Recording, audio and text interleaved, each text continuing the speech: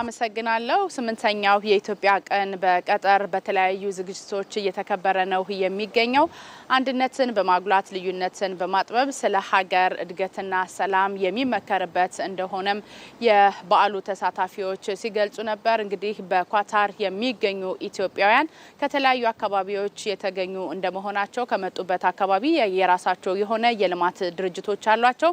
እነዚህን የልማት ድርጅቶች በማጠናከር ረገድ እንዲሁም ደግሞ አንዱ የልማት ማህበር ከሌላኛው የልማት ማህበር የተለያዩ ልምዶችን በመውሰድ የጋራ ስለሆነችው ኢትዮጵያ የሚመክሩበት መሆኑን ነው የነገሩን።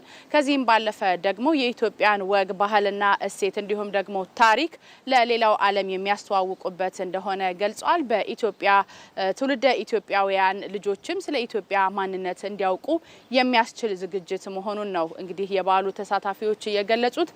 በኳታር ኢራንና በየመን ልዩ መልእክተኛና ባለሙሉ ስልጣን አምባሳደር ፈይሰል አሊ ኢብራሂም እንደገለጹትም አንድነትን በማጉላት ልዩነትን በማጥበብ ስለ ሀገር ልማት ለማሰብ እድልን የሚፈጥር መሆኑን አንስተዋል። በተለይ ደግሞ በዚህ በኳታር የሚገኙ ኢትዮጵያውያን በታላቁ የኢትዮጵያ ህዳሴ ግድብ ላይ ከፍተኛ አስተዋጽኦ እንደነበራቸው አንስተው አሁንም በኢትዮጵያ የተጀመሩ ትልልቅ ፕሮጀክቶች በመኖራቸው ለነዚህም ድጋፋቸውን አጠናክረው መቀጠል እንደሚገባቸው ነው የገለጹት።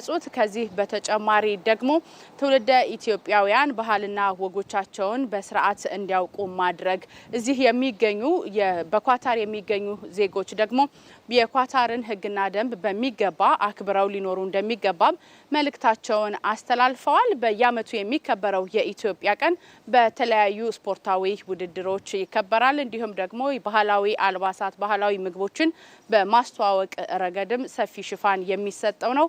ለጊዜው ያለኝ መረጃ ይህንን ይመስላል።